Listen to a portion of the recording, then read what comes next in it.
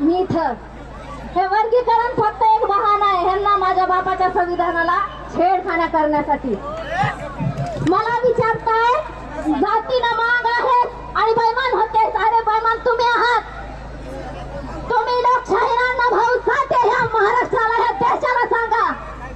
लोकशाहीरांना भाऊ साठ्यांनी पूर्ण जीवनाची कमाई माझ्या बाबासाहेबाला अर्पण केली आहे, फकीरा अर्पण केली आहे. त्या लोकशाहीरांना भाऊ साठ्यांना सांगितलंय की हा विश्वाचा खरा बाप आहे. ते सांगाय मी या मुंबईत आले. काम धंदा धुंडे भांडे करते, मला ट्रोल करते. तुला राहायला घर आहे का ग भिकारणी? अरे हे माझं घर, हे मुंबईला येऊन विचारा.